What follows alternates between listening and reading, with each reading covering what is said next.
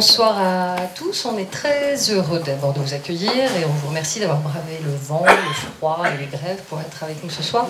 Et on est très heureux de commencer les mardis de l'écume de cette nouvelle année avec une très jolie affiche et deux invités prestigieux, Hubert Reeves. Est-ce qu'on peut dire que vous êtes l'astrophysicien le plus connu au monde? Moi j'ai envie de le dire comme ça en tout cas. J'en assume la responsabilité.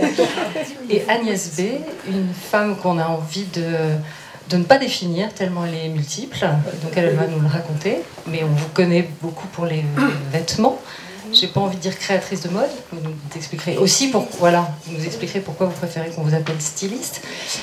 Et vous êtes tous les deux, et Hubert Reeves, vous en êtes même le parrain, les deux premiers auteurs d'une collection qui vient de se créer au Seuil, sous la houlette de Sophie L'Huillier, qui nous fait l'amitié et l'honneur d'être ici avec nous ce soir. Et je vais lui passer le micro quelques instants pour qu'elle nous raconte un peu ce que c'est que ce projet de cette collection qui s'appelle « Je chemine avec » et qui se présente sous cette forme de petits livres d'entretien délicieux qui ont l'air comme ça légers mais qui contiennent finalement l'essentiel. Est-ce que vous voulez bien nous en dire quelques mots ?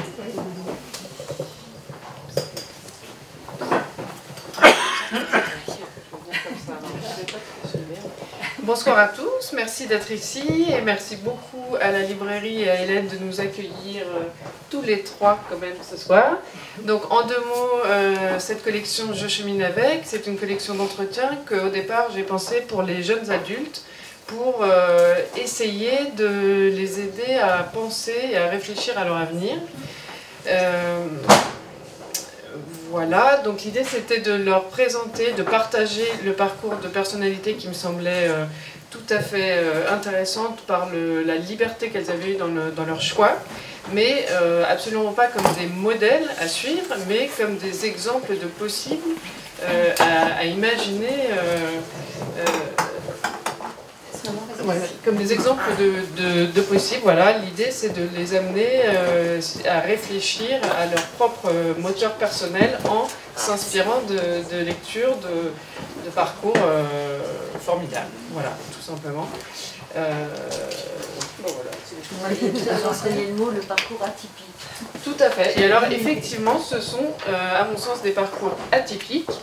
Et des gens, le dénominateur commun à mon avis de toutes ces personnalités, enfin à mon avis je le sais puisque c'est quand même moi qui l'ai choisi, c'est qu'elles ont un caractère non influençable et elles ont choisi et elles sont allées vers leurs aspirations profondes sans se préoccuper des contraintes extérieures. Elles n'ont suivi que leur moteur interne et ça je trouve que c'est pas si fréquent et j'espère que les jeunes auront envie de suivre leur moteur personnel. Voilà. Merci. Alors même si cette collection a été conçue pour un lectorat jeune, moi je pense qu'elle s'adresse vraiment à tout le monde et que si vous êtes adulte et que vous avez envie de repenser votre vie professionnelle ou votre vie de manière plus générale, si vous avez envie d'une source d'inspiration, on en a deux merveilleuses avec nous ce soir, et si vous avez des jeunes ou des enfants ou des petits-enfants qui hésitent, qui cherchent leur voie, je trouve que grâce à cette collection, on apprend à ne pas avoir peur des chemins de traverse. Et l'un comme l'autre, vous allez nous donner non seulement des conseils, mais on va évoquer avec vous, si vous voulez bien, votre parcours. Le micro ne marche pas toujours très bien. Hein, mais... Non, moi je crois que ça va aller. Ça va aller pour moi. Est-ce on peut commencer avec vous, Hubert Reeves. J'aimerais bien qu'on reparle un petit peu de votre chemin de vie, justement. Vous êtes né à Montréal, dans une famille, on va dire, plutôt traditionnaliste. Très traditionnaliste. Peut-être vous pouvez mettre le micro près. Ah oui, c'est mieux. Voilà, avec des parents catholiques, très catholique. Donc une éducation catholique, oui. De bon ton, avec un père, je crois, assez terriblement autoritaire. Très autoritaire, je commente. Voilà. Oui, non, c'est quelqu'un qui avait le culte de la force de caractère. C'est typiquement aujourd'hui ce qu'on appelle un homme viril, dans le sens le moins positif du terme. C'est-à-dire, il fallait se forcer, il fallait se prendre en main. Et j'ai été élevé dans cette tradition. On disait, les francophones à cette période à Montréal étaient relativement mal vus. C'était des citoyens de seconde zone, c'était des concierges ou des femmes de ménage. Et mon père disait toujours, nous, on est comme les Juifs, il faut être 2 fois meilleur que les autres pour réussir. Et j'ai été élevé dans cette idée que la vie allait être difficile, qu'il fallait... C'est ça. Alors, il y a des éléments positifs dans ça, bien sûr. Il y a aussi des éléments négatifs, parce que vous ne vous occupez pas tellement de vous-même. Vous êtes un peu Stakhanovitch, comme on dit. Vous êtes un peu... Vous bataillez, vous pouvez réussir, vous voulez... Alors, ça donne ce que ça donne. Moi, je lui suis reconnaissant. Je trouve qu'il y a eu des choses difficiles dans mon enfance. À cause de ça, c'était un homme brutal. C'est un homme brutal qui cognait les enfants, tout en se vantant d'être une force de caractère. Mais à la longue, je suis reconnaissant parce que bon, ça m'a aidé, évidemment. Aux côtés de votre père et votre mère, vous dites qu'un de vos premiers souvenirs, je crois que vous dites que vous avez 4 ans, elle est au piano, elle est musicienne, elle est mélomane. Donc ça, on imagine que quand même ça vient un peu adoucir la vie du petit garçon. Tout à fait. Il y avait comme un contrat entre moi et elle, et mon père se sentait un peu exclu. Ça, il faut bien dire qu'il y avait quelque chose comme ça. Maintenant qu'on connaît ces traditions freudiennes, on sait ce que ça signifie, évidemment. Mais c'était le cas, oui. Mais c'est d'elle que j'ai pris le goût de la musique. Pour moi, la musique, c'est vraiment mon monde. Quand je n'ai pas de musique, je ne vis pas. J'écoute de la musique toute la journée en travaillant, ça me va très bien. Et par moments, je me dis, je travaille mal, qu'est-ce qui se passe? Il n'y a pas de musique. Je vais mettre... Ce que j'adore, une nouvelle invention que je vous recommande, c'est la musique à la télévision. C'est fantastique. Parce que vous ajoutez à la dimension de voir les gens, les émotions dans les gens, les images, les instruments qui sont très beaux. Un violon, une flûte, tout ça, c'est très beau. C'est vraiment beaucoup de beauté. Et de surcroît, ce que j'aime beaucoup, c'est l'élément surprise. Qu'est-ce qu'ils vont jouer ce matin? Telle chose. Par moments, il y a des éléments qui me reviennent. Souvent, quand j'entends quelque chose, je revois où j'étais les fois précédentes où je l'ai entendu. Et pour moi, c'est vraiment un grand plaisir. Et vous dites, plus loin dans votre livre, vous dites, tous les deux d'ailleurs, vous parlez de la confiance en soi. Vous dites, pour avoir confiance en soi, c'est fantastique si on a été adoré par sa mère. C'est ce que dit Freud. Et vous, d'évidence, vous avez été adoré par votre mère, je pense. Oui, ça c'est sûr. Ouais. Ça c'est sûr. Et c'est une grande ressource dans votre vie. Que les gens qui sont les chouchous de leur mère ont un avantage au départ. Ils ont confiance en eux. Et il y a un personnage important aussi de votre enfance. Après, on va venir sur l'enfance d'Agnès B, que j'appelle Agnès. C'est bien. C'est votre grand-mère. Oui, ma grand-mère est celle qui me défendait continuellement parce qu'on nous disait, il faut travailler, il faut faire ci, il faut faire ça. Mais moi, je passais beaucoup de temps à lire. Je m'intéressais qu'aux choses qui m'intéressaient.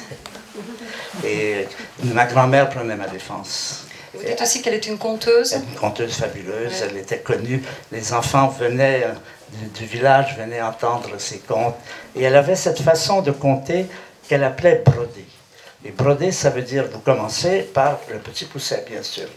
Mais quand les petits-enfants rentrent chez eux, c'est pas terminé. Ce qui importe maintenant, c'est qu'est-ce que chacun d'entre eux fait.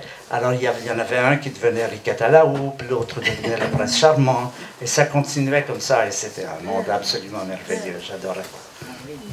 Grand-mère merveilleuse. On va venir sur l'enfance d'Agnès, on reviendra ensuite sur votre enfance, si vous voulez bien prêter le micro à votre voisine. Merci. Alors vous, Agnès? Et moi, c'était à peu près le contraire.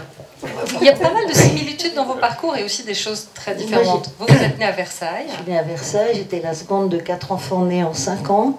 Ouais. Tous enfants de la méthode Ogino, comme disait mon père. Ouais. Voilà. Une famille plutôt très bourgeoise. Oui.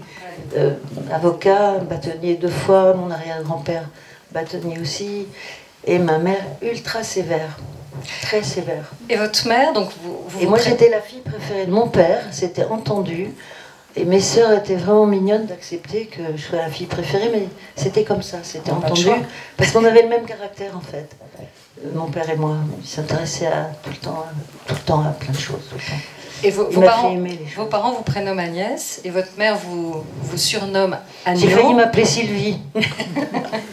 Heureusement, mon père a eu l'idée de m'appeler Agnès.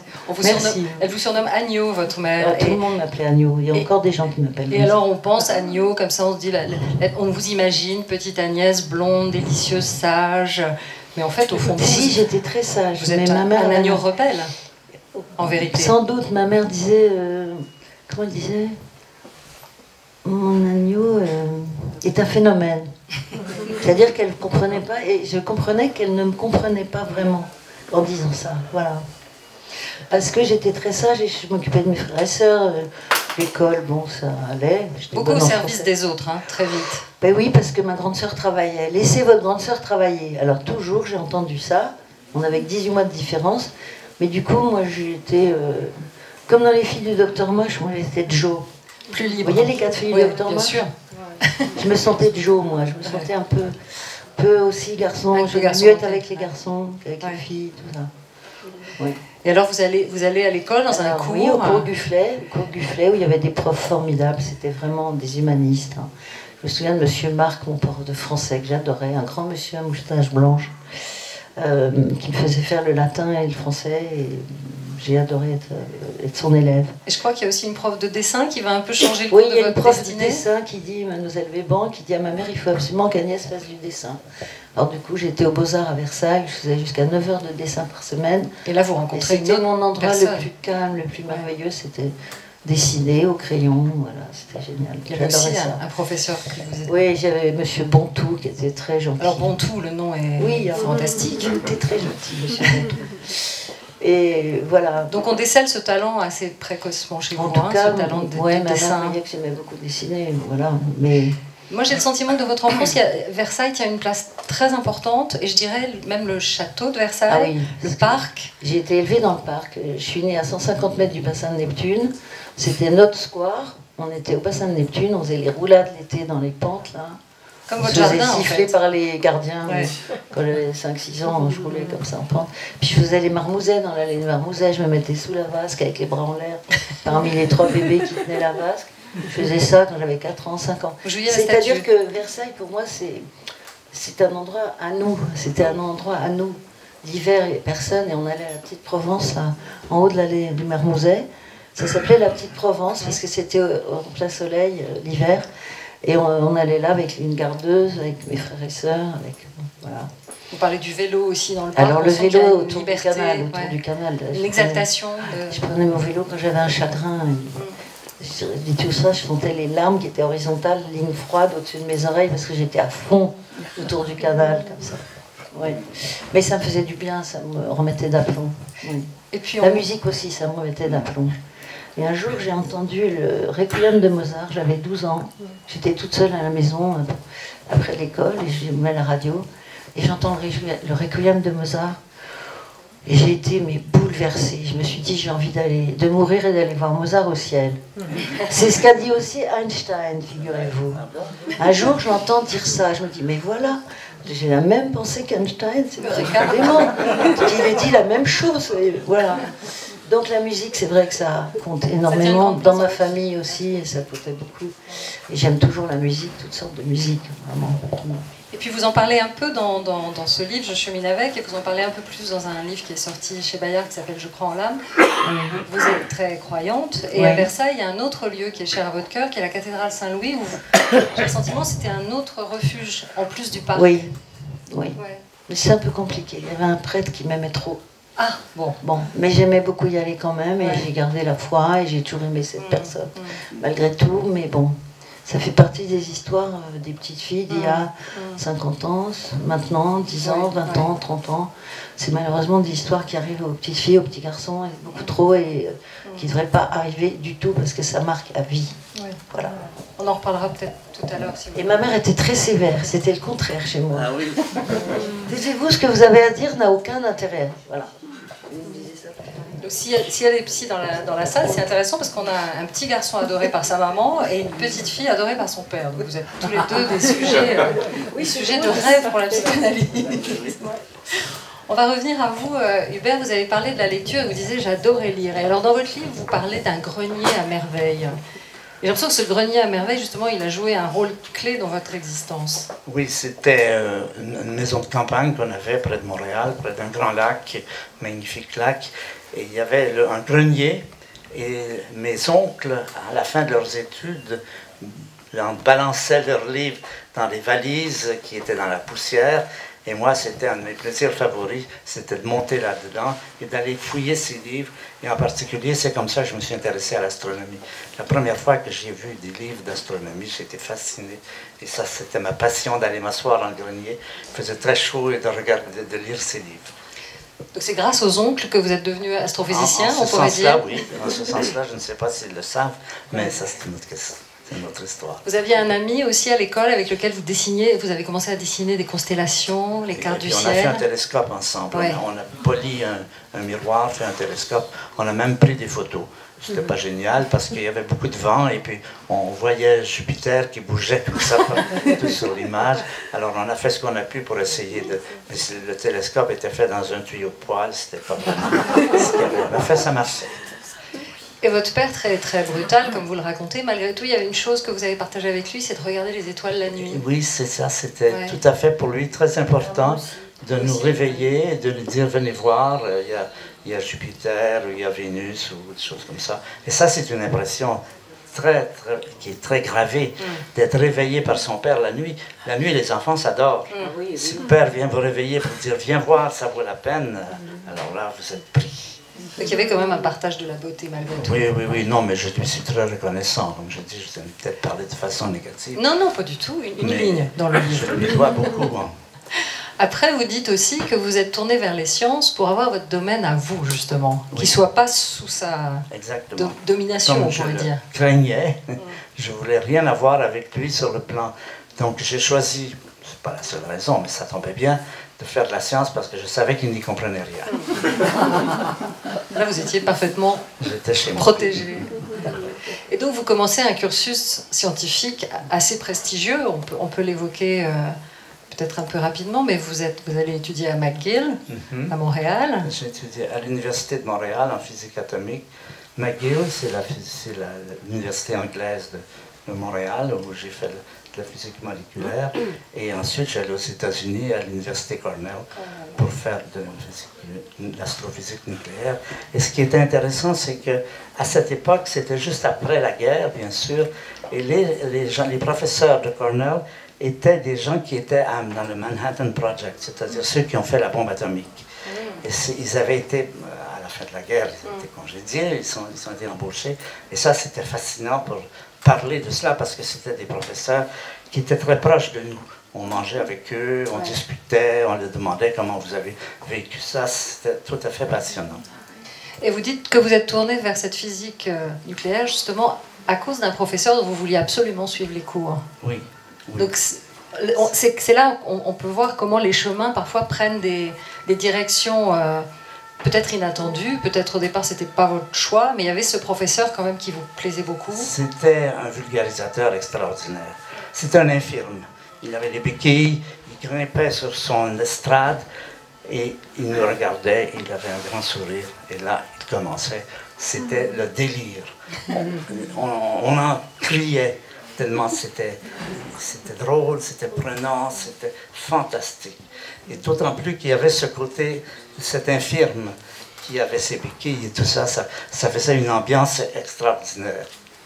Et il vous a inspiré, vous pensez, pour ensuite vous tourner aussi vers l'enseignement? Oui, tout à fait. Ouais. C'est surtout ma grand-mère qui m'a donné le goût de l'enseignement parce que je voyais qu'elle aimait tellement raconter des contes, elle créait une telle ambiance que je l'enviais.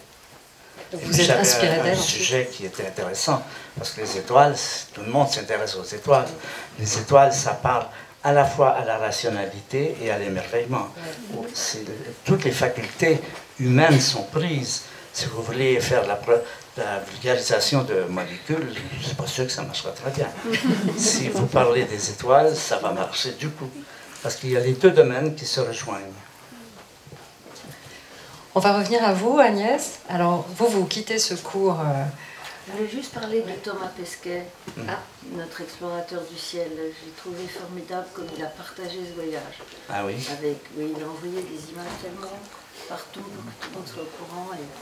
J'ai eu la chance de le rencontrer, c'est quelqu'un qui est resté quand même là-haut, dans le ciel, je trouve. Oh, pardon, excusez-moi.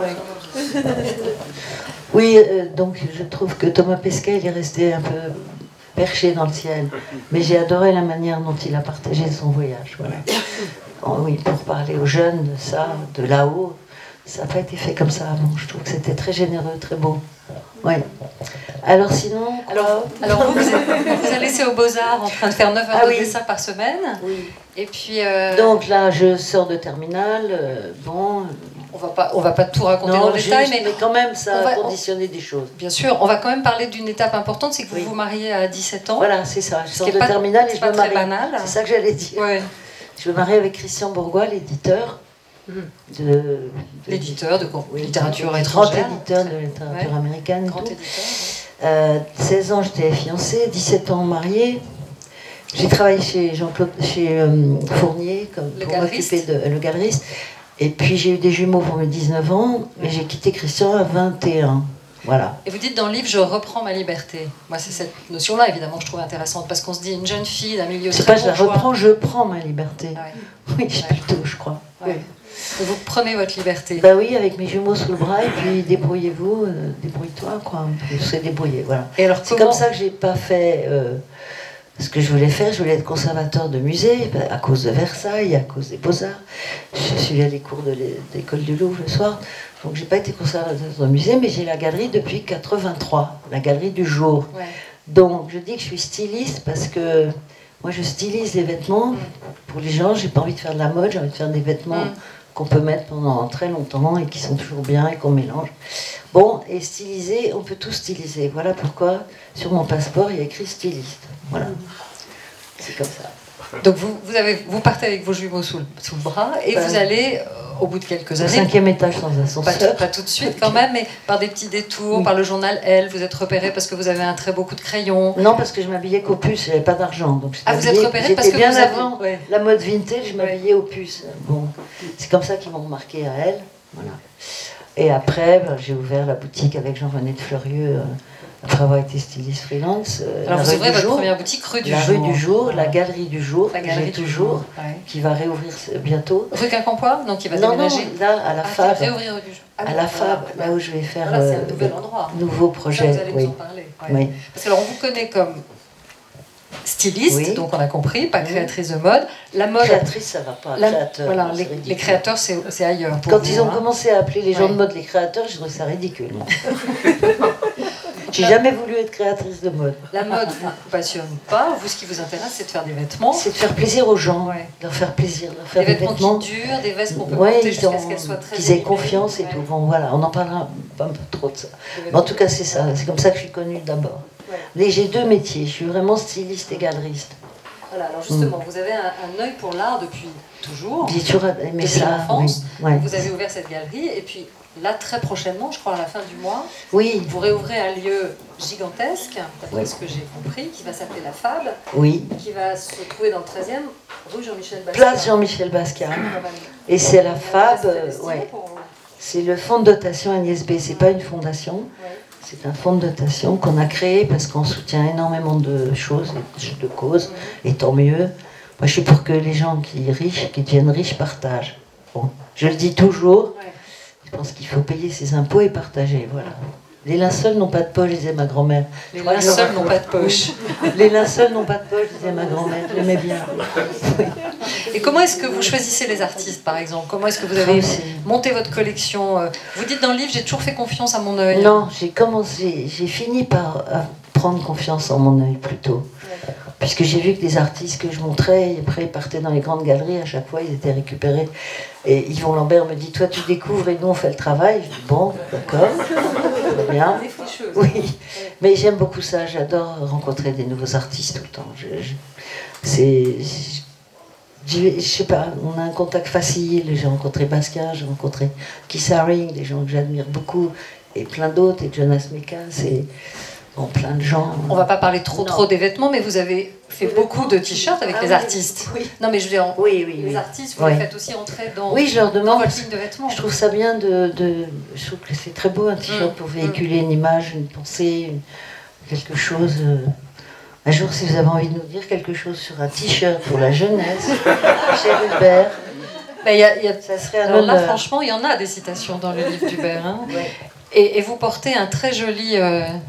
vous portez voilà, comme ça. On a fait un badge avec cette peinture Ouais, de un très joli Rembrandt portrait de à Rembrandt. 23 ans. Ouais. Un autoportrait de Rembrandt à 23 ans. Il s'est peint toute sa vie, Rembrandt. Et à la fin, il était de plus en plus grognon. Mais là, il rit, il est magnifique. Et rien que de le regarder, j'ai une carte postale du tableau qui mesure 35 cm, qui est en cuivre, que j'ai jamais vu en vrai. Mais j'ai trouvé une carte postale à Amsterdam et j'ai fini par contacter Getty's Museum. Vous voulez faire un t-shirt? Mais oui, bien sûr, c'est vous. Je me suis dit, bravo, merci. Merci Agnès B. Et donc, c'est pour ça que j'ai pu faire le t-shirt et j'ai écrit en dessous, tous les grands ont été petits. Et c'est vraiment ce que je pense. Tous les grands ont été petits. Là, il a 23 ans. Mais il a un visage d'enfant. Son père était un gros commerçant. Enfin, c'était tout d'un coup un artiste qui se découvre. Les parents n'en venaient pas. Donc il a tout de suite peint, et ça, à 23 ans.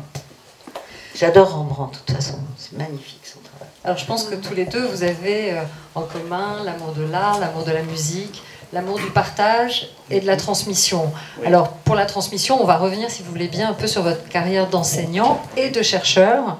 Vous insistez beaucoup sur le fait que la recherche et l'enseignement, il faut que ça marche de pair. Oui, je pense que c'est fondamental. Si vous ne faites que de l'enseignement, vous ne suivez pas ce qui se passe et après un certain temps, vous êtes dépassé. Si vous ne faites que de la recherche, vous ne pouvez pas comprendre vraiment comment ça se passe de façon concrète. Donc je pense que c'est nécessaire, c'est essentiel d'avoir une activité où on renvoie l'ascenseur. Enseigner, c'est renvoyer l'ascenseur. C'est dire, on m'a enseigné ça, j'ai compris, mais maintenant je vais aider d'autres personnes à le comprendre. Et pour moi, c'est ça qui est important, c'est cette dimension du renvoi de l'ascenseur. Et vous dites aussi qu'enseigner, c'est s'assurer qu'on a bien compris soi-même. Absolument. Souvent, il m'est arrivé en enseignant quelque chose, après plusieurs années, de dire « Ah, je viens de comprendre. » Ça m'est arrivé de dire « Je viens de comprendre quelque chose que je répétais un peu machinalement, que je n'avais pas vraiment compris. » Et puis là, ou bien quelqu'un vous pose une question et tout d'un coup, vous apercevez que vous n'avez pas la réponse à cette question. Donc ça vous donne un projet, essayez de pouvoir lui répondre la prochaine fois. C'est cette dimension que j'aime dans l'enseignement. Je pense que l'enseignement, c'est quelque chose qui est fondamentalement affectif. Ouais. Si vous n'avez pas un sentiment positif pour le professeur, vous ne pouvez rien apprendre de lui. C'est la première chose. Moi, je vois toutes ces universités qui refont des programmes, c'est pas refaire des programmes, c'est faire comprendre que l'enseignement, enseigner, c'est enseigner quelque chose à quelqu'un.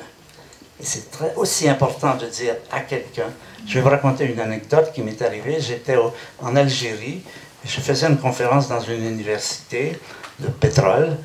Et généralement, quand je fais une conférence, je teste pour savoir s'il y a une bonne écoute par le fait que les bruits de la salle diminuent.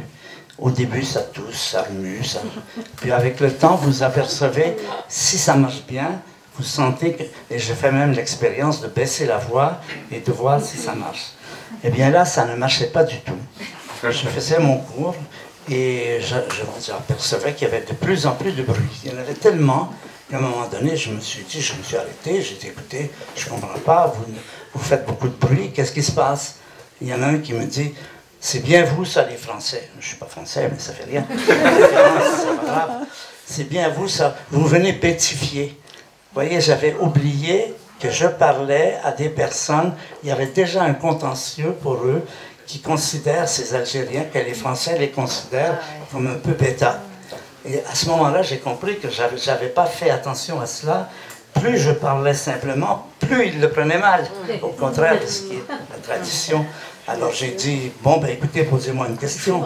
Alors il y en a un qui me pose une question hyper sophistiquée, la théorie de la relativité générale d'Einstein. Je réponds sur le même timbre et je sens que tout va bien. Et on s'est retrouvés ensuite au café pour aller. Vous voyez, c'est ça. C'est savoir, c'est dire qui est, à qui je parle, qu'est-ce qu'il sait et dans quel état d'esprit il est, pas simplement mentalement. Mais aussi dans ce cas précis, c'était, je parle à des Algériens, je suis dans un endroit où il y a déjà un énorme contentieux. Vous dites dans le livre d'ailleurs quelque chose que je trouve très beau, vous dites que quand vous donnez une conférence ou un cours, vous demandez toujours à ce qu'il y ait un minimum de lumière, parce que vous avez besoin de voir les yeux des personnes à qui vous vous adressez. Oui, absolument. C'est très important, ça se voit dans le regard. J'ai fait beaucoup aussi de Pierre et le loup, par exemple, de pièces comme ça. Et j'adore à ce moment-là, j'adore quand je dis, et à ce moment-là, un gros loup sorti de la forêt. Et ça, je vois dans les yeux, même des adultes, tout d'un coup, ils ont ce côté enfant, un gros loup sorti de la forêt. C'est ça, le métier d'enseignant, c'est beaucoup plus affectif que purement mental. Mental, bon, ça marche. Mais affectif, c'est une expérience, c'est un happening, en fait. C'est un happening, c'est un événement, c'est quelque chose qui va compter, qui va... Ça me rappelle mon prof, monsieur Marc, là. Il était prof de latin, il était mon prof de latin aussi.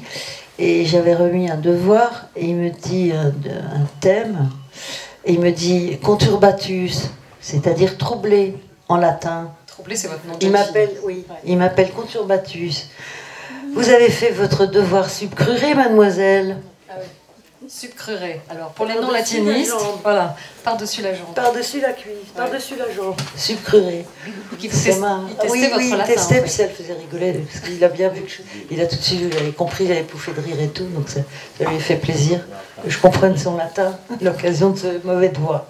Donc, je crois que dans vos deux livres, et pour les jeunes qui auront la chance de vous lire, on voit qu'il y a des personnalités qui vous ont marqué, des gens qui ont jalonné votre parcours éducatif, puis professionnel, et que sans ces gens-là, enfin, ce sont des appuis, vraiment des ressources. Oui.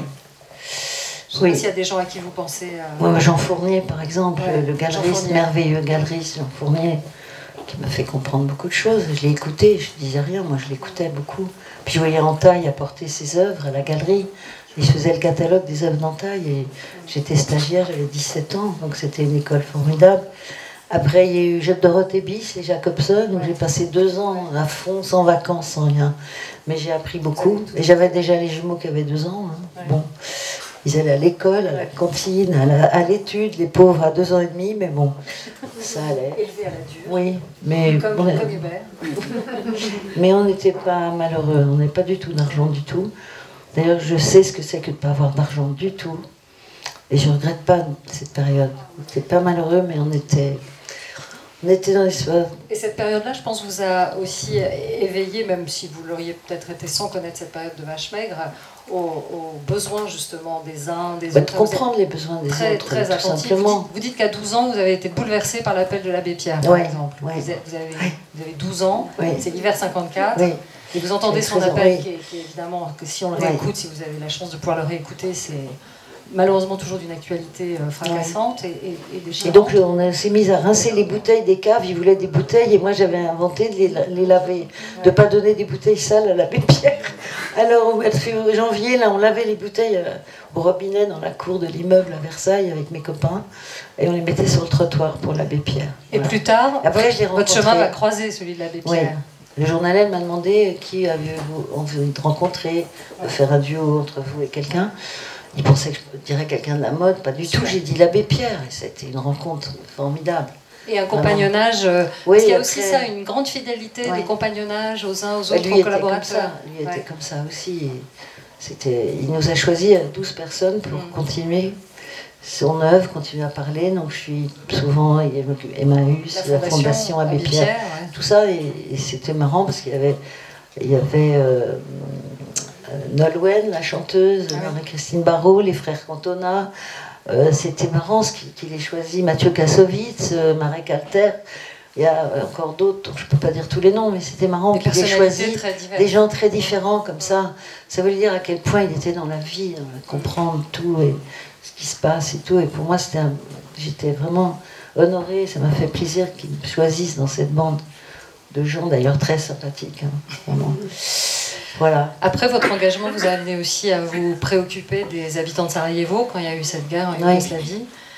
Vous avez créé ce fameux chœur en métal, un petit chœur un peu... On vendait 30 francs ou 50 francs, il y avait 2 tailles. Et puis quelqu'un dans votre équipe, chez Agnès B, a monté une association. Première urgence, il montait les colis qu'on avait le droit d'acheter en Hollande. C'était 35 francs le colis. Et dedans, c'était une boîte de corned beef, des bougies. Enfin, c'était ce qui était autorisé, en fait. C'était autorisé par les Serbes. Et ils en prenaient 30% dans les camions qui montaient. Première urgence, donc on achetait avec l'argent des chœurs. On a quand même énormément vendu ces chœurs. Et donc les Parisiens, nos clients, ont soutenu Sarajevo avec moi, quoi. C'est ça qui était beau.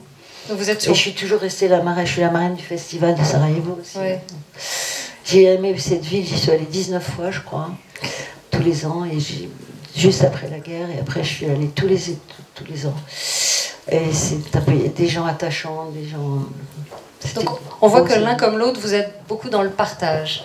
Hein, vous avez besoin de partager votre savoir, vos connaissances, ce que vous avez reçu. C'est ce qu'il y a de plus agréable. Mais vous dites que pour vous donner, partager, c'est la chose presque que vous préférez au monde, en fait. Partage le micro.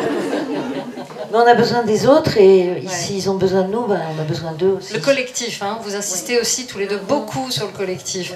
Vous racontez que tous les matins, vous vous réunissez, votre bureau, rue Dieu, quand même vous et les noms de rue, vous êtes quand même...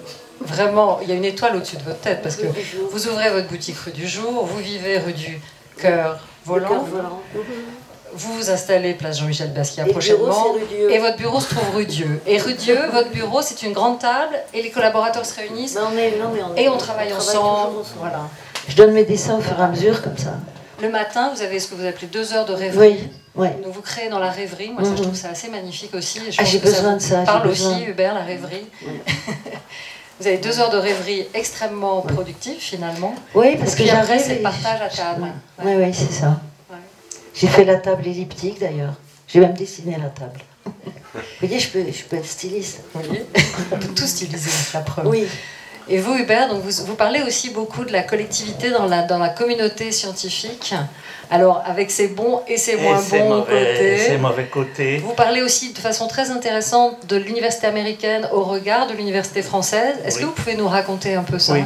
Ce que j'ai découvert dans une université américaine, celle où je suis allé, c'est le côté partage, justement. C'est le côté tout le monde sur le même pied, les professeurs, il y a un problème, on se rassemble autour du café et les voix sont égales. Malheureusement, ça n'est pas beaucoup le cas ici. Un des problèmes des Français, il y a beaucoup de choses très bien chez les Français, je ne vais pas critiquer, mais il y a un problème, c'est l'esprit de caste. C'est la caste. La caste qui fait, mais un professeur, un étudiant, ne mélangez pas les choses. Non. Ça, c'est ce qui... Alors, c'est pas créatif, parce que ce qui est créatif, c'est ce qui s'appelle le bull session. C'est une session de taureau. Tout le monde se met ensemble, on assoit tout le monde, et les paroles de tout le monde sont bienvenues. Moi, je suis arrivé là, je venais du Canada, je n'étais absolument pas connu. La première chose que j'ai sentie, c'est que j'étais bienvenu.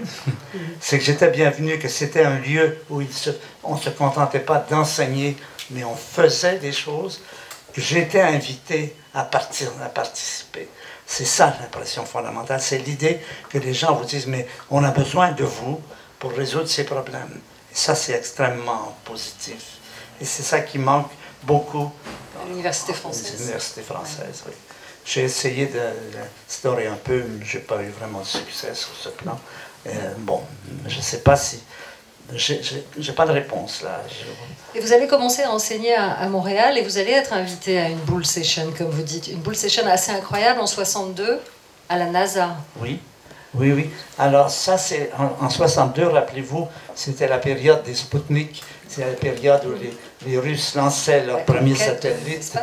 Et les Américains étaient très frustrés parce qu'ils étaient en retard.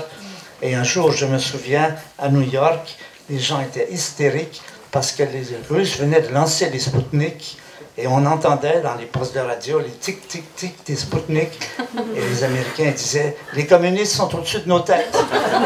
Ça, c'était terrible parce qu'ils pensaient qu'à quelques kilomètres au-dessus de leur tête, il y avait des communistes. Alors, ce qui s'est passé, c'est que tout d'un coup, un nouveau champ s'ouvrait, c'est l'exploration des planètes. Et il fallait avoir d'abord faire des fusées, aller étudier les planètes, et ensuite rapporter des données, des tas de chiffres, et qu'est-ce qu'on va faire avec ces chiffres? Donc il fallait faire ce qu'on appelle des départements de physique spatiale, des départements de physique qui s'intéressaient aux planètes. Jusqu'ici, il y avait l'astronomie avec les étoiles, mais les planètes, il n'y avait rien. Donc, la NASA a décidé de faire un enseignement pour créer des futurs professeurs pour les départements de physique spatiale. Et moi, je venais de finir mon doctorat, donc on m'avait invité. J'ai passé beaucoup de temps à ça. C'était une très belle expérience à New York que j'ai beaucoup aimé. Et vous dites qu'il y a un discours de Kennedy qui est resté mythique, en fait, pour la communauté scientifique, parce qu'il a exigé que les gens travaillent enfin ensemble, partagent les données. C'est ça. Jusqu'alors, il y avait la marine. Exactement. La marine, l'aviation et l'armée avaient chacun leur laboratoire et faisaient comme de bons scientifiques, c'est-à-dire qu'ils se coupaient les secrets. Et donc Kennedy s'est bien vu tout cela, et il a vu que les Russes allaient aller sur la Lune avant les Américains, ce qui était impensable. Du coup, il a dit, je fais la NASA, on rassemble tous les trois forces, et puis ça donnait ce que ça donnait, ça a bien marché. Ils sont allés les premiers sur la Lune, ce qui était l'ambition ultime. Et reparlez-nous un peu de cette compétitivité au sein de la communauté scientifique, des choses que vous avez pu vivre qui étaient parfois par moments, il ne difficiles. fallait pas trop dire sur quoi vous travaillez. Vous les appelez les requins, vos collègues, oui, un parce peu. qu'il y avait on finissait par les connaître, des gens dont on disait, si un tel rentre dans ton bureau, mets sur ta table un projet qui ne marche pas. Vous savez comment ça s'appelle au Québec? Ça s'appelle le PFH. Vous savez ce que c'est le PFH? Pas du tout. C'est le putain de facteur humain. C'est pas mal, hein, comme expression. Tout le monde comprend tout de suite ce que ça veut dire. PFH, on le réutilisera. Pour faire breveter. Il faut compter avec, ça existe. Ouais. Et on ne le guérira pas. Vous parlez aussi de vos mésaventures quand vous préparez votre mémoire sur un sujet qu'un jeune étudiant de Manchester étudie en même temps que vous. Oui. Et ça, chose que vous ne pouviez pas savoir. Oui. Et donc ça, c'est une des choses terribles qu'on peut rencontrer dans le monde scientifique, c'est les fameuses publications qui rendent votre recherche un peu caduque, c'est-à-dire vous êtes obligé de passer de chemin. Que quelqu'un d'autre. Évidemment, les sujets brûlants, tout le monde les connaît. Donc c'est pas anormal que plusieurs personnes travaillent sur les mêmes sujets. Mais à partir de là, il y a ces requins qui, au contraire, vont profiter des autres si les autres leur parlent gentiment, agréablement. Bon, ça fait partie de la vie. Et dans les conseils que vous donnez dans votre livre, si vous deviez donner un conseil à un jeune étudiant ou un jeune chercheur en sciences, vous dites quelque chose de très drôle. Ah oui. Alors, qui remet l'ego un peu... Alors, évidemment, un jeune homme ou une jeune fille qui veut faire de la recherche, derrière sa tête, il y a une idée. C'est de devenir Einstein, ou de devenir Galilée, ou de devenir... Hubert Reeves. C'est moi qui l'ai dit. Et donc, c'est pour dire ce à quoi tu peux compter, et essaie de t'en contenter, c'est que ce que tu auras trouvé, ce qui en général est un chiffre. Qu'est-ce que vous trouvez? Vous trouvez un chiffre qui est important. C'est que ce chiffre passe dans le folklore, c'est-à-dire soit dans les manuels, et ne compte pas que ton nom va y rester. Ouais. Ce qui va rester, c'est le résultat de la recherche. Le résultat physique que tu auras fait, et n'essaie pas de compter, sinon tu risques d'être déçu. Donc il faut être compétitif, faire attention aux requins, et pas vouloir que son nom brille en haut des... Non, c'est ça. Pas tout diriger de son travail pour avoir un prix Nobel. Parce que des prix Nobel, il n'y en a pas beaucoup. Et pour revenir au collectif, vous parlez aussi de l'immense satisfaction que c'est de travailler pendant parfois des années. Je crois que vous dites 15 ans sur un sujet spécifique. Alors, comme je ne suis pas du tout scientifique, je jette un petit coup d'œil rapide sur ma note. La nucléosynthèse, par exemple, qui a été votre grand sujet d'étude. Oui, c'est l'origine des éléments chimiques. Ça, pour moi, ça a été un grand moment de ma vie. Un jour, j'étudiais, je faisais de la physique atomique, on parlait du carbone, de l'azote, de l'oxygène. Et puis tout d'un coup, j'ai pris conscience du fait que j'étais fait de ces atomes, que j'étais moi-même un des résultats des travaux que j'essayais de comprendre, le mode de formation. Et c'est ça que j'ai essayé de passer surtout, de dire, la science, ça vous parle de vous. Ça vous dit d'où vous venez, ça vous dit comment vous êtes arrivé à avoir ce corps humain qui est une merveille sans nom, mais qui est fait avec des atomes, des molécules, tout ça. Et la physique, la chimie sont des chapitres de comment nous en sommes arrivés à être ce que nous sommes. Et ça marche toujours très bien sur le plan de la vulgarisation, quand les gens... C'est un petit peu ce vieux rêve des origines. Tout le monde, quelque part, s'intéresse à la question des origines. D'où je viens? Qu'est-ce qui s'est passé pour que je sois ce que je suis? C'est ça que la science nous répond sur... Bon, il y a encore beaucoup de problèmes, bien sûr, on est loin de tout savoir, mais on a fait des avancées formidables. Et ça, je trouve ça fascinant. La science vous parle de vous. Et vous pensez que la prochaine conquête, enfin les recherches, est-ce qu'en ce moment, ce que les gens comme vous et vos confrères recherchent, c'est de voir s'il y a de la vie dans d'autres planètes? Ça, c'est une des questions fondamentales. Ouais. Est-ce que c'est le grand sujet de recherche? C'est un grand recherche que tout le monde a derrière la tête. Ouais. Y a-t-il de la vie sur une autre planète? Y a-t-il de la vie? Oui, sur d'autres planètes. Sommes-nous seuls dans l'univers? Sommes-nous seuls dans l'univers? Et ça, on n'a pas de réponse, on n'a rien de positif. On a des opinions. Je peux vous donner mon opinion, oui, mais c'est une opinion, donc je ne prétends pas qu'elle soit appuyée. Moi, je crois qu'il y en a beaucoup. Je crois que c'est une forme de la matière. C'est la forme la plus évoluée de la matière. C'est celle qui est la plus efficace, qui peut faire le plus de choses. En particulier, elle peut faire des bombes atomiques. Vous voyez, donc ça veut dire que ce n'est pas nécessairement... C'est une des causes de nos problèmes aujourd'hui. Nos problèmes aujourd'hui sont reliés au fait que les êtres humains sont devenus extrêmement puissants.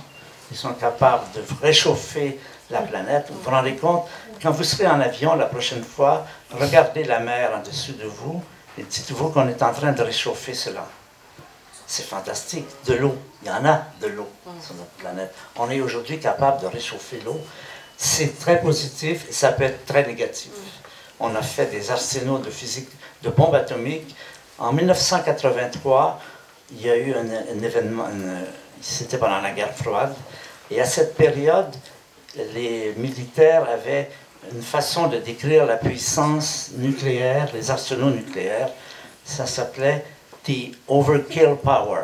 Overkill, tuer. Combien de fois on peut tuer tout le monde avec les armes? Ça a monté jusqu'à 17 000. Et on est arrivé à un moment donné, là, dans cette période-là, où si une guerre nucléaire avait éclaté, et c'est arrivé plusieurs fois, on est venu extrêmement près. On ne sait pas comment ça fait que il n'y a pas eu de... Ça ne s'est pas déclenché. Avec 17 000 fois, vous pouvez imaginer que la planète aurait probablement... Bon, ça, il faut le savoir. Il faut en tenir compte. Nos problèmes aujourd'hui, nos problèmes d'écologie sont tous reliés à notre extrême puissance. Nous sommes capables de réchauffer l'océan, nous sommes capables de l'acidifier, nous pouvons... Par contre, je crois que c'est très important sur ce plan, en même temps, de donner des nouvelles positives. Oui. Ça, je crois que c'est le problème aujourd'hui. Évidemment, une mauvaise nouvelle a plus de succès qu'une bonne nouvelle. Mais on va passer le micro à Agnès, justement, sur ce sujet sur lequel vous vous retrouvez, l'écologie, et puis on reviendra à ce que vous avez à en dire, bien sûr. Mais si vous voulez bien prêter le micro à Agnès, parce que c'est un des grands sujets qui vous réunit, c'est ce souci de l'écologie. Et vous, Agnès... C'est ma famille, vous savez, c'est mon frère Bruno Troublé, qui est un grand marin, qui est un champion olympique, qui a eu un fils Romain, mon neveu, et moi j'ai un fils Étienne Bourgois. Étienne et moi, nous avons acheté Tara. Voilà, vous avez et les Troublés, moi je suis Agnès Troublé, les Troublés, Romain Troublé est celui qui s'occupe de tous les voyages de Tara à travers le monde, des voyages scientifiques avec un petit laboratoire à bord pour voir l'impact justement de tout ce que font les humains sur le changement, voilà, tout ça. Donc Tara va être là d'ailleurs pendant mars et jusqu'au 15 avril au point Alexandre III, ceux qui ont envie d'y aller, de le voir. Oui, on ira la voir, bien sûr. Il va être là pendant 6 semaines, Tara. Ouais. Alors maintenant, il y a une fondation Tara qui commence à avoir plus de gens qui les aident. Mais moi, j'ai soutenu les voyages de Tara personnellement pendant 12 ans. Et là, leur mission en ce moment, j'ai vu qu'ils travaillaient sur là, il y a toute l'embouchure des fleuves avec tout ce qui arrive par les fleuves. Tous les plastiques qui arrivent dans le fleuve. Il était là-dessus. Et là, il est au Radeau Bas-Lorient, son port d'attache. Il va remonter la Seine début mars. Donc en mars, il sera au pont Alexandre III. On branche les mâts et tout pour passer sous les ponts et on remet les mâts une fois qu'on est arrivé. Ce bateau, vous allez voir, c'est tout sauf un bateau de plaisance. Mais il est magnifique, je l'adore, il est en métal. c'est quand même une goélette, donc à voile, mais qui est aussi un brise-glace, qui a 2 moteurs hyper puissants et qui est un brise-glace. C'est le bateau qui est resté en dérive arctique, là, il y a plusieurs années déjà. Voilà, avec des gens fantastiques à bord, des scientifiques, des marins, On ira voir et Tara. des artistes aussi. Et On des invite artistes, toujours. ouais. Oui, Vous mobilisez toujours des artistes. Napoléon, il emmenait les artistes. Hein, Ouais. quand il a, voilà. Et ben voilà. Tara Donc, il faut emmène qu'il y ait des des artistes à ouais. bord. Donc il y a toujours des artistes. D'autant et que ce des femmes, désastre des de hommes. l'écologie les inspire aussi beaucoup, les Oui, artistes. ça les intéresse. C'est une question évidemment. qui les... Oui, c'est ça les notre- intéresse. Il en va de notre survie, en vérité. Voilà. Et vous, Hubert Reeves, vous avez écrit un très beau livre à partir d'un documentaire, je crois, qui s'appelle La Terre vue du cœur. Oui. Et vous parlez aussi beaucoup d'écologie, évidemment, dans votre livre, je chevine. Dans la vitrine. Ouais, très beau livre, très très beau livre. Et donc vous dites qu'il y a eu une cassure un peu dans votre parcours. C'est Tchernobyl qui a été une date Important, bien sûr. Ça majeure a été de votre prise la de date où conscience. on s'est rendu compte que le nucléaire, c'est pas pour les humains. Ouais. C'est pour des gens parfaits. C'est pour des anges. Des anges qui n'ont pas de défaut, qui ne court-circuitent pas un long week-end. Le nucléaire, c'est pour les anges. Pour aller pêcher et puis qui déclenchent parce que tous les accidents sont dus à des accidents humains. On peut faire des machines qui n'ont pas de défaut, on ne fait pas d'humains qui n'ont pas de défaut. C'est toujours le fameux PFH. PFH, Le voilà. Le PFH. PFH. Oui, c'est ça le problème. Ouais. Encore une fois, cette idée, c'est que les humains, au départ, sont faibles, peu armés pour se défendre. Nos ancêtres, d'il y a 200 000 ans, 2 millions d'années, et leur arme pour se défendre, c'est leur intelligence. Donc, ils inventent des armes qui sont des flèches, des arcs, des dards, tout ça. Et puis, comme ils sont très intelligents, ils font des choses de plus en plus efficaces. Des fusils, des canons, puis un beau jour, des bombes atomiques. Et puis, on se retrouve avec ce qui nous a sauvés, l'intelligence, et ce qui pourrait, c'est-à-dire, nous oblige à être plus intelligents. Être intelligent, c'est aussi tenir compte du fait que nous sommes en danger et qu'il ne faut pas continuer à saccager cette planète. Mais ce qui est beau, c'est que ce sont les enfants, les ados maintenant qui ont compris. Oui, Ouais, les j'ai jeunes, confiance, Greta Thunberg. Et Ouais, moi j'ai tout un confiance. mouvement. J'ai confiance dans cette prise de conscience des jeunes et c'est eux qui vont changer. Il faut les accompagner en ce moment. Et c'est eux qui veulent y aller. Il faut y aller avec eux, vraiment. Et Hubert, vous dites que vous êtes du côté des collapsologues, mais pour autant, vous avez envie justement de garder un discours optimiste. C'est-à-dire, Vous dites tout n'est pas foutu. Bon, le problème aujourd'hui, c'est que quand il y a quelque chose de mauvais, on en fait la une des journaux. Quand il y a quelque chose de bien, on Ça, ignore. normal, ouais. C'est très mauvais pour le moral des troupes. Ça, c'est sûr. on peut le dire. Très mauvais pour le Ça moral des donne troupes. cette impression que c'est foutu.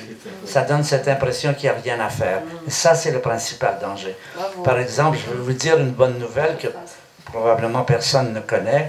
Il y a 2 mois, on a retiré les baleines de la liste des animaux en danger d'extinction. Pourquoi? Parce qu'il y a eu une commission baleinière qui, à un moment donné, ont tué 50 000 baleines par année. 50 000 baleines. Le Japon, tout le monde, les Islandais, les Français, tout le monde tuait les baleines. Et on avait de ces canons qui vous tuaient une baleine comme ça, qui lançait quelque chose. Toujours le problème de gérer son intelligence, gérer ses techniques. Se dire que, eh bien, la bonne nouvelle, c'est que grâce aux travaux de la commission baleinière, ces baleines qui étaient à un moment donné dans la liste extrême d'être éliminées, ne le sont plus. On les a retirées de la liste.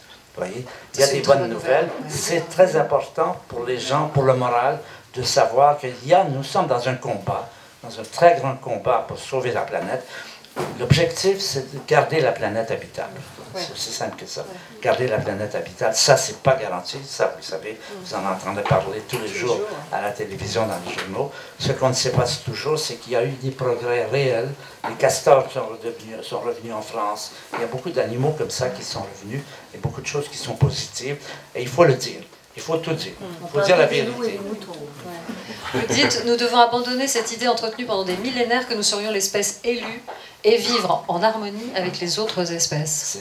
C'est ça qui est l'intelligence. Il n'est pas trop tard. L'intelligence, c'est d'avoir compris ça. Qu'on ne peut pas continuer comme on a fait, d'exploiter la planète, et il faut arriver à vivre en harmonie avec la nature, s'intégrer dans l'écosystème. Moi, je prends l'exemple des tortues. Les tortues, elles existent depuis 200 millions d'années. Elles vont très bien, elles ont réussi, ils ont rencontré des quantités de catastrophes géologiques ou autres. Nous avons à peine 2 millions d'années et déjà nous sommes dans le collimateur de la 6e extinction. Et si nous demandons aux tortues, mais quel est votre secret? Ils vous diront, vivre en harmonie avec la nature. Voilà. Vous conseillez d'ailleurs dans votre livre de prendre des bains d'arbres, oui. Et vous dites qu'il faut le faire seul. C'est une activité solitaire. Il faut aller seul dans la forêt. Oui. Pourquoi est-ce qu'il faut être seul pour prendre un bain d'arbre? Parce que vous ne serez pas entièrement dans le rapport avec les arbres. Nous avons un rapport avec les arbres. On ne sait pas très bien, on ne leur parle pas, mais quand vous entrez dans une forêt, vous le sentez. Surtout si vous n'êtes jamais allé en Californie, si vous n'êtes jamais allé à Sequoia Park, et si vous allez voir ces séquoias qui ont 100 mètres de haut, c'est une impression. Les gens parlent tout bas dans cette forêt. C'est tellement dense, c'est une expérience simplement de marcher. Évidemment, si vous êtes plusieurs, ça marche moins bien. Ouais. Mais si vous êtes seul, ça vous pénètre. Pas vraiment. De distraction. Ouais. Et plus près de nous, vous avez, je crois, une très belle maison en Bourgogne, oui. Malicorne. Oui. Et vous avez un endroit où vous aimiez bien vous poser pour méditer, vos fameuses méditations cosmiques, ce très beau livre qui s'appelle Le banc du temps qui passe. C'est ça. Et la présence aussi, vous dites beaucoup de l'eau, les rivières, se ressourcer auprès de l'eau. J'ai bâti une chose qu'on appelle la forêt millénaire. On a planté des arbres qui ne sont pas millénaires, mais dont nous savons qu'ils peuvent vivre plus de 1000 ans. Et il y en a 3 en particulier, c'est les séquoias qui peuvent atteindre 3000 ans, les cèdres du Liban, et puis les ginkgos aussi. Alors j'ai une douzaine de chacun de ces arbres que j'aime beaucoup, parce que pour moi, ça me fascine de me dire, peut-être que dans 3000 ans, ils seront encore là. Qu'est-ce qu'il y aura ici dans 3000 ans? Mais c'est un peu, je les considère comme mes émissaires. Je les envoie pour voir, évidemment, ils ne me feront pas de rapport. C'est pas circonstancié. On est sûr de rien pour le moment. Peut-être vous aurez... Alors on pourrait parler vraiment des heures avec vous deux, et on n'a pas évoqué une chose que moi j'aimerais beaucoup évoquer avec vous, Agnès B, dans votre travail. Et cette fois, je trouve un vrai travail de créatrice et même d'artiste, qui est votre très beau film qui s'appelle Je m'appelle... je ne sais pas comment vous le prenez. Je m'appelle qui est une histoire transposée, qui est peut-être un peu inspirée de quelque chose que vous avez vous-même, hélas, expérimenté. C'est pas mon histoire, c'est voilà. Une fiction. C'est pas votre histoire. C'est pas mon histoire, mais vous en parlez dans votre livre. C'est une fiction et je dis que je sais de quoi je parle. Voilà. J'ai transposé dans une autre histoire. Et j'ai écrit le scénario en 2 jours en Bretagne comme un besoin que j'avais eu de me geste urgent de faire urgent. Et le film, c'est vraiment le bloc Rhodia sur lequel j'ai écrit. C'est l'histoire du bloc Rhodia. Et je dis c'est un film d'artiste parce que pour moi c'est un film d'artiste. C'est-à-dire c'est un film de cinéma, mais on voit qu'il est amateur aussi. Hein. Oui, mais on voit que c'est fait par une artiste parce qu'il y a une attention à la photo, une attention aux couleurs, les personnages. Enfin, on voit que rien n'est laissé au hasard, rien n'est choisi par hasard. C'est une sorte de road movie. Cette petite fille, on va le dire, qui est abusée par son père et qui un jour, à l'occasion d'une classe de nature, monte dans un camion rouge qui est irrésistible pour elle. Et puis à bord de ce camion rouge, elle va rencontrer un routier écossais. C'est Douglas Gordon, l'artiste. Douglas Gordon, qui est magnifique, je trouve. La petite fille et Douglas Gordon sont exceptionnels. Vous avez trouvé un duo époustouflant, je dirais. Et on va les suivre et se noue entre eux une espèce d'amitié très joyeuse et très enfantine, je trouve. Oui, mais c'est où l'amour se pose. C'est ça peut arriver. Hein. Donc cette rencontre va la rencontre où ils se comprennent, il n'y a absolument rien justement de sexuel, il n'y a rien du tout. Au contraire, tout d'un coup, il se retrouve avec une famille, il a eu une petite fille et sa femme ont été tuées dans un accident. Donc il est tout seul sur la route et voilà. Donc c'est un road movie dans les Landes avec ces routes vides, sans rien, sans publicité, que des pins, des arbres. Pour revenir justement sur la forêt et ce lieu merveilleux de la forêt, il y a une scène très étonnante, époustouflante de beauté, je dirais. C'est une scène de danse buto. Oui, parce que j'ai dans cette forêt des Landes, qui ressemble beaucoup à certains endroits au Japon, même si c'est plus escarpé, mais il y a ces pins là, et j'avais rencontré le buto, et j'ai trouvé ça tellement beau que j'ai invité donc des gens sur la route. Il y a des gens sur la route. Et ben, ce sont 2 danseurs japonais qui sont en vacances, qui sont on the road et qui font leur danse. Comme une scène de rêve, un peu. Peint en blanc, comme ça. Ouais, comme des et j'ai statues. voulu mettre ça comme un hommage au Japon, qui est un pays que j'aime beaucoup. Et ça m'a donné l'occasion de faire un hommage au Japon. Et avec le buto, c'était absolument magnifique. C'est né après la guerre, la bombe atomique. Ils ont commencé à faire un mouvement, ils se peignaient en blanc pour montrer ceux qui étaient morts, qui avaient disparu, quoi. Donc c'est une protestation au départ, le buto, mais c'est magnifique. Et ce dialogue entre une fille et un garçon qui est sourd-muet d'ailleurs. Ouais, il est sourd-muet, le garçon. Il est formidable. Oui, magnifique. Et puis cette scène j'ai voulu qu'il partage un moment de grâce, de beauté. Comme le feu de camp avec Tony Negri, le philosophe qui tout à coup se met à chanter. Il y a des moments comme ça de pure magie et de consolation aussi, on pourrait dire. C'est ça. Hein. Et elle dit, c'était quand même les plus beaux moments de mon enfance, c'est ce voyage. Hein, c'est ce qu'elle dit à la fin. Ouais. Donc ce film que vous avez fait, qui est sorti en 2014, qui est passé hélas un peu trop inaperçu, mais qui doit être disponible en DVD, que je vous encourage à voir et à découvrir si vous ne le connaissez pas, parce que c'est une œuvre de l'artiste Agnès B, qui ne se reconnaît pas comme artiste, mais qui dans ce film fait vraiment œuvre d'art, je trouve. C'est gentil, merci. Et puis on attend donc l'ouverture de votre lieu, la FAB, très prochainement. La Goélette, enfin beaucoup de rendez-vous. Et avant peut-être de dire les derniers mots, je me dis que peut-être dans la salle, il faudrait oser se lancer. C'est toujours la première question la plus difficile, mais après ça vient tout seul. Y a-t-il des questions dans le public pour nos invités? Monsieur, vous voulez à moi, une question. Je ne sais pas. Oui, si vous voulez. Non, c'est pour pencher la tête, je me suis dit, j'ai senti... Non, je me suis penché. Je vais poser une question. Alors. Attendez. Non, je vais poser une question. Pardon. Parce que vous êtes tous les deux quand même des...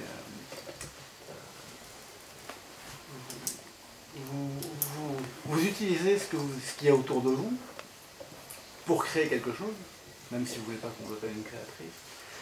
Et dans la création, il y a quand même une grande part de joie. Ah oui. Et justement, je voudrais que vous me parliez un peu plus de cette part de joie, tous les deux dans vos... Pouvez-vous nous parler de la joie? Vous avez l'air joyeux, moi, je trouve.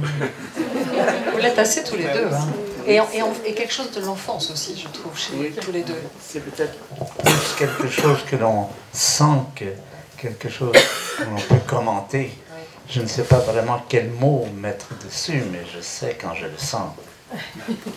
Vous dites en 4e de couverture de votre livre, moi je trouve cette formule géniale, et l'éditrice a fort judicieusement saisi au vol cette phrase, j'ai une passion, une pulsion, un vrai démon de la connaissance. Voilà. Et vous dites, vous ajoutez, tous les jours j'ai envie d'apprendre, et plus j'avance en âge, et je me dis, il faut, ça urge. Et je pense que votre joie, elle vient beaucoup de ça aussi, de votre appétit de la connaissance. Oui. Puis vous avez le style. Je pense qu'effectivement, c'est quelque chose, c'est une sorte de pulsion, je pense. J'ai beaucoup de reconnaissance pour quelqu'un qui m'apprend quelque chose. Oui. Ça, c'est un sentiment que j'ai toujours. Et je me souviens quand j'étais étudiant, je pouvais avoir un mal de tête ou être malade. J'allais à un cours, même quand je savais que c'était telle personne, tel professeur. Pour moi, c'était très précieux. Il n'était pas question de manquer ce cours. Je me traînais, mais c'était pour moi important. Vous dites que le sommeil est une perte de temps, vous avez toujours quelque chose à faire. Et si vous avez 1 heure devant vous, l'écriture. Hein, c'est devenu votre grande affaire, l'écriture. Et justement, transmettre, passer, la vulgarisation dont vous avez si bien parlé, vous en êtes vraiment un émissaire, vous aussi. Hein. Et vous, Agnès, alors le rapport à la joie? Moi, j'ai une nature très positive, le verre à moitié plein, toujours. Ce qui énervait ma mère, parce que mon père et moi, on était très optimistes. Elle levait les bras au ciel avec votre optimisme. On l'exaspérait. Voilà. Alors que... Vous avez bien fait de le conserver. J'ai jamais changé de ce point de vue-là, vraiment. Mais c'est un bonheur d'être comme ça, parce que ça me fait de la peine, les gens qui sont pessimistes. Ma mère, elle me faisait de la peine, vraiment. Donc l'agneau rebelle a tracé son chemin avec la joie chevillée au corps, la foi chevillée au corps. Oui, aussi, oui. Ouais. Et c'est ça qui m'aide aussi. Inspiré par... vous parlez très bien dans votre livre aussi de la Vierge, de Saint François d'Assise, de Saint Jean que j'adore. Saint Jean. J'adore lire Saint Jean. Ouais. C'est comme si on avait un copain reporter avec Jésus qui nous racontait ce qui se passe. Et avec une manière d'écrire tellement belle et simple et pure. Vous en avez fait même un t-shirt, je crois. Saint Jean, je l'aime beaucoup. Ouais. Oui. Voilà, pour la joie. Une autre question? Comment vous qualifiez ce soir l'auditoire que vous avez en face de vous? Parce que chaque fois, vous adaptez à l'auditoire. Très sympa, hein, moi. Très sympa. Comme diraient mes petits-enfants. Très sympa. Hyper sympa. Oui, oui, exactement. Très attentif. On voit qu'il y a de l'échange entre nous. C'est Je vivant. sens bien. Il y a de la lumière, on voit les yeux. Oui, oui, exactement. Merci. Une autre question pour Hubert Reeves ou pour Agnès B? Monsieur Reeves, s'il vous plaît. Ces jours-ci, on entend beaucoup s'exprimer sur les ondes les personnes qui reparlent de cette fameuse Terre plate et ce cosmos qui serait pas infini. Qu'est-ce que vous en pensez? Moi, ça me dépasse. C'est une blague, c'est une blague. Franchement, C'est une ça me mauvaise blague. dépasse. Je ne comprends pas comment on peut arriver à avoir de telles opinions. Il doit y avoir un truc. C'est l'effet. Ça revient régulièrement. Mais il suffirait de les emmener au bord de la mer. On les emmène au bord de la mer, ils regardent l'horizon et la messe est dite, si j'ose dire. Mais oui. Mais il y a une question d'observation simple. Rien ne leur répond. Je Il ne y a sais rien pas à ce que leur leur dire, répond. Je demanderais, êtes-vous normal? Oui. On donnera un diagnostic psychiatrique. Oui, oui, tout va bien. On va se ramasser nos affaires après. On a un auditoire très attentif qui fait attention à nos affaires. Une autre question? Profitez-en, parce qu'on ne rencontre pas Hubert Reeves et Agnès B tous les jours. Vous vous dites c'est facile, on rentre dans une librairie, ils sont là, mais croyez pas que ça se passe si simplement. Oui, il m'arrive d'être là ou en Flore. Ce sont 2 étoiles presque inatteignables. D'ailleurs, moi j'ai appris en lisant le livre publié par Sophie Lhuillier, à qui on rend aussi hommage et à cette belle collection, qu'un astéroïde porte votre nom. Oui, c'est vrai. Alors je vais vous dire d'où ça vient. Ça fait d'avoir un astéroïde Il y à a son nom. une union astronomique internationale qui doit donner des noms aux astéroïdes. Des astéroïdes, il y en a des milliers, même des milliers. Alors ce qu'ils font, c'est qu'ils vont dans les universités et ils demandent aux étudiants, est-ce que vous avez un professeur que vous aimez bien et que vous seriez prêt à lui donner, Lui dédier un astéroïde? Alors, des étudiants à Montréal m'ont choisi, donc je leur suis reconnaissant. Ceci dit, je ne le verrai jamais. C'est un gros caillou, c'est à peu près gros comme le Mont Blanc, disons. Et c'est un caillou qui est entre la Terre et Jupiter, qui fait le tour du Soleil en 5 ans. Mais c'est rien, c'est tout. Moi, ce qui m'a touché, c'est que les étudiants pensaient à moi. C'est ça pour moi qui me... Parce qu'à part ça... C'est comme ça, c'est tout. D'autres questions à nos 2 étoiles du soir? J'en ai une pour Agnès aussi. Alors, il faut qu'il y ait une étoile ukrainienne. il faut lancer un comité. Il faut lancer un comité. Le comité de l'étoile. J'ai ma bonne étoile. Vous avez une bonne étoile. Ouais. Tous les 2, je pense. Sans doute. Ah, pardon. Bonjour. Bonsoir, merci. Vous êtes tous les 2 des grands humanistes. Est-ce que quelle est votre vision sur l'avenir du monde? Parce que par certains côtés, on peut s'inquiéter sur le problème d'environnement, etc. Mais par ailleurs, on voit que les jeunes sont de plus en plus engagés, etc. Est-ce que vous êtes plutôt optimiste sur peut-être l'intelligence humaine pour... Évidemment, je suis optimiste. Je pense qu'on s'est tiré de tellement de mauvais pas depuis que le monde est là, depuis qu'on est là sur le monde. Donc bon, il vaut mieux voir ça comme ça, je pense. Il faut des optimistes aussi, beaucoup, hein, je pense. Faire confiance à l'intelligence humaine. Alors, je vais vous donner une information très positive. L'humanité devient de moins en moins violente. Et ça, si je vous conseille un auteur qui s'appelle M. Tinker, qui est à Harvard, qui a fait, avec des études de preuve à l'appui, qui montre ceci. Aujourd'hui, on va parler de la probabilité de mourir soit dans une guerre, soit dans un assassinat. Aujourd'hui, la probabilité en moyenne à l'échelle mondiale, c'est 1/10 de 1%. À Rome ou en Égypte, c'était 5%. Il montre comment l'humanité est simplement en dénombrant dans les cimetières les corps qui sont cassés. Vous savez, dans les guerres, par exemple, les gens étaient cassés par les armes. Par exemple, pensez à la guerre de Troie. La guerre de Troie, qu'est-ce qui se passe après la guerre de Troie? On tue tout le monde. On ne fait pas de prisonniers. Hommes, femmes, enfants, bébés dans le ventre de leurs femmes, on tue tout le monde. Relisez la Bible. Vous allez voir qu'est-ce qui s'est passé à Sodome et Gomorrhe. Parce que les gens avaient un comportement sexuel, bon, ce qu'il est. Jéhovah, en personne, tue tout le monde. La vie humaine est de plus en plus considérée comme précieuse par les êtres humains. À Rome, 98% des gens étaient des esclaves. Les esclaves ne font pas de cadeaux. C'est un fait maintenant qui s'avère numériquement prouvable que les humains deviennent de moins en moins violents. C'est pas une bonne nouvelle, ça? 50 fois. Entre Rome et aujourd'hui, 50 fois. Aujourd'hui, vous n'avez pas peur d'être assassiné. Vous ne rêvez pas que si vous étiez à Rome, c'était constamment. On vous tuait. Même on vous invitait. Vous invitiez vos ennemis. Néron le faisait régulièrement. Il est connu pour ça. La vie humaine est devenue de plus en plus précieuse. Alors pourquoi? Cet auteur l'analyse de la façon suivante. C'est à cause de l'arrivée des états de droit. Si quelqu'un vous insulte ou vous fait un tort, vous n'allez pas le tuer. Vous savez que ce n'est pas une bonne solution. Il vaut mieux aller à la police et vous plaindre. Ça n'existait pas au temps de Rome, ça n'existait pas en Égypte, ça n'existait pas. Toutes ces législations, l'esclavage, par exemple, le sort des femmes, il n'y a aucun problème, aucune comparaison entre comment les femmes étaient considérées en Grèce ou à Rome ou ailleurs. Là aussi, il y a des progrès.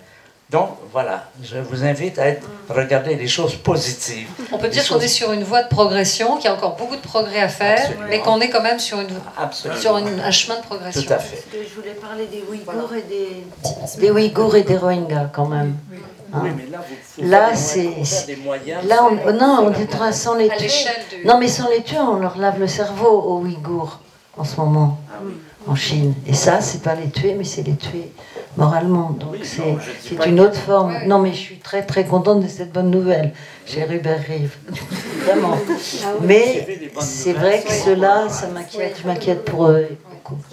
Non, mais on a encore beaucoup de raisons de s'inquiéter sur plein de sujets, bien sûr. Et Hubert Reeves ne dit pas le contraire, bien évidemment. Nouvelle quand même. Oui, et on est très conscient du sort difficile de beaucoup de populations. Et malheureusement, comme vous le disiez tout à l'heure, on en entend parler tous les jours aux informations. Un peu trop au point de saper le moral des troupes, pour reprendre votre expression. Il faut dire les bonnes nouvelles, oui. Voilà. C'est sûr qu'il faut les dire. Ici en France, il y a eu récemment, on a changé la loi par rapport aux animaux. Avant, ils étaient considérés comme des meubles. Vous pouviez en faire ce que vous voulez. Il y a maintenant une addition à la Constitution des êtres sensibles. Bon, ça, c'est pas un grand progrès. Hein? Il faut voir les choses en moyenne. Bien sûr, il y a des horreurs. Bien sûr, il y a eu des camps d'extermination. Tout le monde est d'accord. Mais ils sont blâmés. Maintenant, ces comportements sont blâmés universellement. Par exemple, César, quand il faisait sa campagne militaire pour être élu, il se vantait d'avoir fait la guerre des Gaules. Imaginez que même Trump ne se vantera pas de ses résultats militaires pour essayer de gagner ces élections. Parce qu'il sait bien que ça ne passe plus. C'est des choses qui passaient. C'est une question de sensibilité. On a cette sensibilité maintenant de dire non, ça c'est pas bien. Et ça c'est universel. Moi, je proposerais volontiers un projet à Hubert Reeves qui a beaucoup d'énergie et qui n'a pas envie de dormir beaucoup, c'est de créer une radio ou une chaîne d'information positive. Ça serait une bonne idée. J'ai un projet pour vous. Très bien. Très bien. D'autres questions? Ou on reste sur ce cette bel élan positif. Merci beaucoup. Merci à tous les deux.